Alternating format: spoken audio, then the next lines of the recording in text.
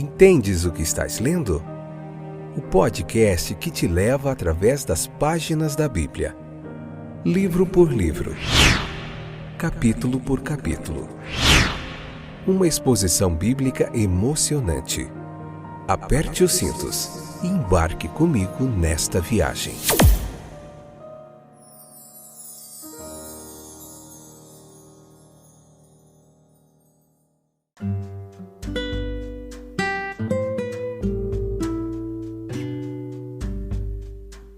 Olá, estou de volta para mais um fantástico episódio do podcast Entendes o que estás lendo. Joia demais, eu sou o Fábio, como a maioria de vocês que nos acompanham aí sempre já sabem. Hoje Atos capítulo 19, parte 4, episódio de número 854, 10ª temporada. Tem sido uma jornada excepcionalmente fantástica através de todo o livro de Atos dos Apóstolos, meditando em todo o contexto histórico da igreja primitiva ali no comecinho. Hoje a gente vai falar um pouquinho do espírito de rebelião contra o evangelho, no tumulto que acontece em Éfeso ali, que apresenta certos aspectos dessa natureza humana, da luta entre o bem e o mal, daquilo que sempre acontece e que nós precisamos refletir e aprender com a palavra de Deus. Leia capítulo 19, especificamente versículo 21 ao 41, depois vem para cá, para a gente meditar na palavra de Deus, nessa pregação expositiva. A gente traz aqui para você muitos anos de bagagem, de aprendizado, ensino do texto bíblico, juntamente com muitos outros eruditos e comentaristas bíblicos. A gente reflete bastante sobre esses homens de Deus também que têm se dedicado a comentar o texto da palavra de Deus. Vamos lá. Quais eram as causas dessas rebeliões, desse espírito de rebelião contra o evangelho? A gente pode frisar, pautar algumas coisas. A mais radical de todas foi o instinto de busca pelo próprio interesse. Este é o pano de fundo sombrio, do qual surgem todos os tipos de formas demoníacas para combater a luz. Depois veio o interesse próprio sob o disfarce de um zelo religioso. Demétrio aqui é o arquétipo de todos aqueles que fazem grandes declarações de interesse pela verdade, pela honra de Deus, pela causa da religião e coisas semelhantes, enquanto seu verdadeiro motivo é lucro pessoal, dentre outras coisas. Lucro pessoal e honra, a busca pela honra ou pela notoriedade. Veja que eles aparentam almejar aquilo que é o mais elevado, mas na realidade estão em busca de objetivos mais baixos. Por isso, os homens egoístas muitas vezes conquistam crédito e reputação que são negados a outros, pois o egoísta sempre sabe o que quer. Quanto aos seus meios e instrumentos, o texto nos traz algumas coisas interessantes. A imaginação da multidão, ela deve, como de costume, ser influenciada. Para o bem ou para o mal, grandes movimentos entre as massas são consequência direta de influência sobre a imaginação do povo. O poder do pregador, ele reside aqui, assim como o do sofista e do demagogo também. As ideias ligadas ao lucro e as ligadas à religião, elas exercem uma imensa influência sobre as massas.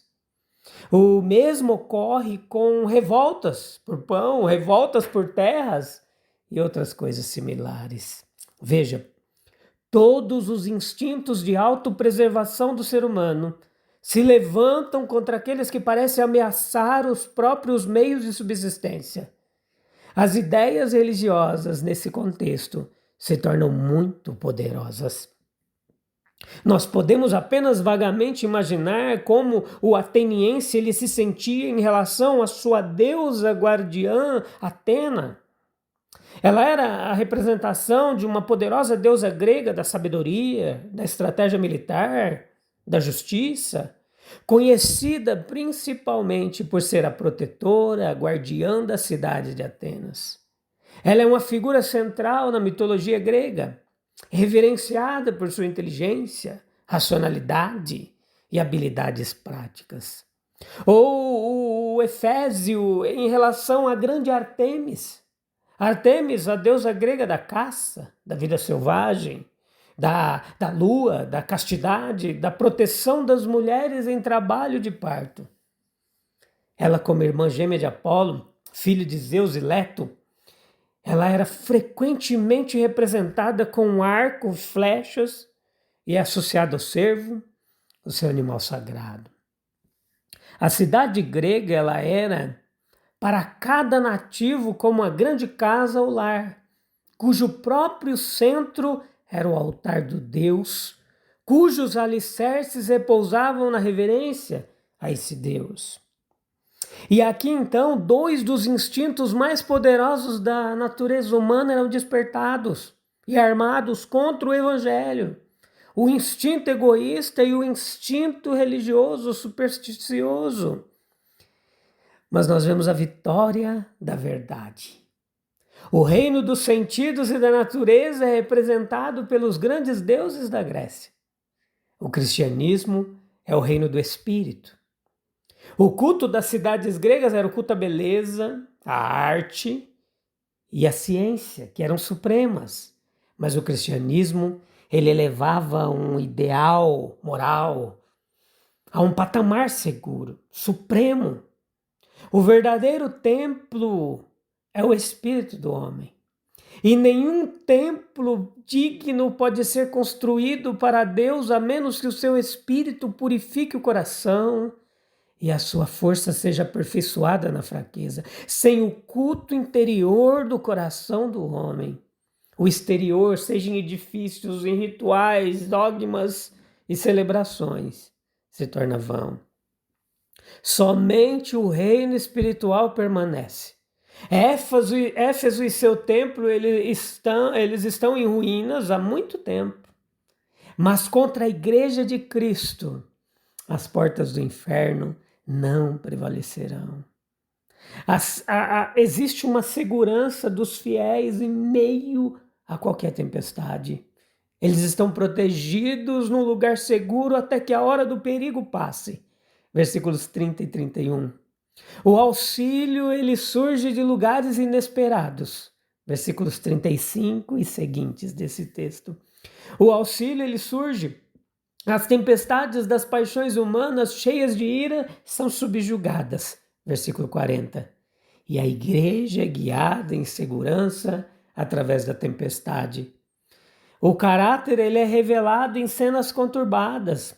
O chanceler de Éfeso é um exemplo de coragem inabalável, de prudência serena, de justiça imparcial e de bondade humana. Depois disso, de tudo que ocorre aqui, Paulo se sentiu impelido pelo Espírito a passar para a Macedônia, versículos 21 e 22 do capítulo 19, e a Acaia antes de ir a Jerusalém. E de lá devo prosseguir para Roma, disse ele. Então ele enviou adiante dele a Macedônia 2 assistentes, Timóteo e Erasto, e ele permaneceu um pouco nas províncias da Ásia. Era um exemplo de uma dedicação intensa. Havia o seu cuidado com as igrejas, havia más notícias chegando dele de Corinto, uma supervisão apostólica era necessária, um auxílio para os santos pobres de Jerusalém. Havia nele um amor às almas. A mensagem era pregada em todos os lugares, inclusive em Roma. A abnegação de sua vida é vista, a renúncia. Os trabalhos em Éfeso foram árduos. A fraqueza do apóstolo representava uma constante tentação de diminuir seu esforço. E a perspectiva, tanto em Jerusalém quanto em Roma, era de um sofrimento sombrio, uma perseguição e morte provável. Mas o propósito de Deus trabalhava em conjunto com o propósito do homem. Não se tratava de uma autoafirmação, mas simplesmente de um desejo profundo de servir a Deus. Embora o curso dos acontecimentos se tornasse imprevisível, o resultado obtido ele proporcionou ao apóstolo o desejo do seu coração. A separação de Éfeso, que podia ter sido dolorosa e prejudicial para a igreja local, foi antecipada pelos acontecimentos na cidade. Era necessário que Paulo partisse para sua própria segurança. Os discípulos se separaram dele de bom grado. Esse motim popular que ocorreu aqui foi um vislumbre da escuridão do mundo sem Deus. Paixões reprimidas, libertadas. O profundo fundamento da superstição nas práticas egoístas e imorais daqueles que alimentavam. Uns efeitos abrangentes da verdadeira religião na revolução, na mudança de hábitos, de costumes. A sociedade deveria ser reformada pela ação de princípios espirituais a partir de dentro, e não apenas por mudanças sociais externas. A ignorância se torna a mãe da desordem. Os conflitos do mundo são o resultado do antagonismo entre o bem e o mal. No fundo, todas as guerras têm alguma raiz religiosa. Toda religião falsa, ela recorre à violência para se proteger. A idolatria temia a verdade. A igreja corrupta condenou-se a si mesma a usar tais métodos. E todo afastamento do espírito pacífico de Cristo trouxe resultados malignos. Todo negócio religioso que lucra com a ignorância, a superstição e as paixões dos homens é incompatível com o cristianismo.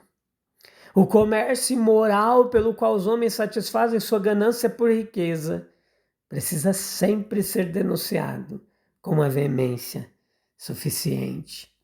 A verdadeira religião, ela remodela a sociedade em todos os aspectos. Os trabalhadores devem ser ensinados que o cristianismo é seu melhor amigo, não qualquer forma dele, mas o evangelho puro. Mesmo no mundo sem Deus, Deus tinha testemunhas de si mesmo. No direito, na disciplina romana, no senso comum, naquela postura que sem dúvida levava os homens mais cultos da época a duvidar dos excessos da idolatria, nos instintos morais da consciência, que podiam apreciar os esforços pacíficos e respeitosos da lei, dos novos mestres e protegê-los da violência da multidão. Quando a gente compara essa cena e as suas revelações com a Epístola de Efésios, nós aprendemos algumas coisas, dentre elas como as verdades de Cristo foram adaptadas para elevar a mente, o coração e a vida, substituindo tudo que então mantinha a humanidade em cativeiro por uma adoração melhor, uma teologia mais pura, uma sociedade mais estável e um futuro mais grandioso. Com a abolição dos altares de prata para Artemis, o trabalho manual dos homens passa a ser usado para edificar o estado terreno, para que ele possa abençoar aqueles que nele vivem e o Deus a cujo nome é consagrado. A ilustração que Demétrio oferece aqui no texto também representa aquilo que muitas vezes está mais profundamente enraizado no coração do mundo.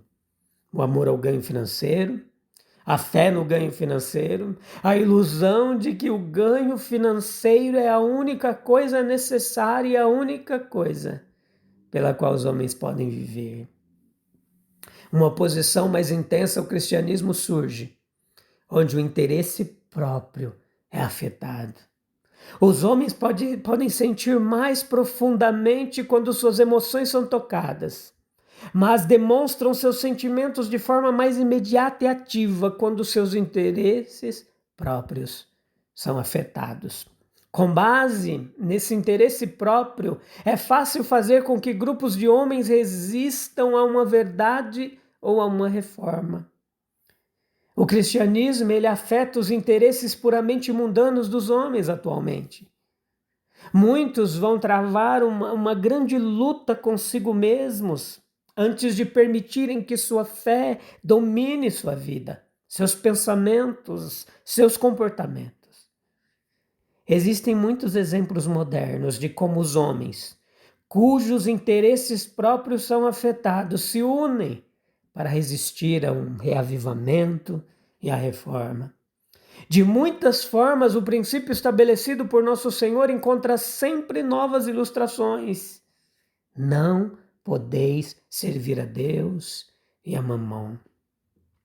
A pessoa, ela finge ter grandes ambições, mas é influenciada pelo mais grosseiro egoísmo. A pessoa se considera livre para agir, mas torna-se instrumento involuntário de sedutores astutos.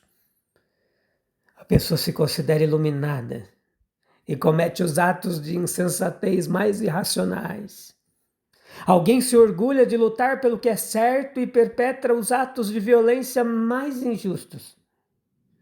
A pessoa se enche de expectativas extravagantes e, no fim, não ganha nada. Meus queridos, será que ainda hoje muitos não se levantam contra o Evangelho, disfarçando o egoísmo, sob o manto da religiosidade ou da razão? Quantos tumultos interiores nascem quando a verdade de Cristo ameaça os ídolos modernos do lucro, do poder e da aparência? Vamos orar para a gente encerrar mais um episódio do podcast Entende o que está lendo. E no próximo a gente já vai começar o capítulo 20, joia demais. E eu espero você lá. Busque um local calmo e tranquilo para a gente falar com Deus e encerrar mais esse episódio. Senhor amado, livra-nos do espírito de rebelião que resiste à tua verdade. Que o teu Espírito Santo vença em nós o egoísmo, a vaidade, o medo da perda, para que o teu Evangelho reine em nossos corações com pureza e coragem.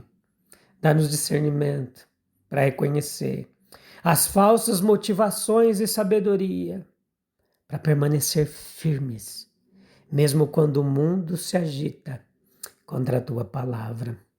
Em nome de Jesus, o príncipe da paz.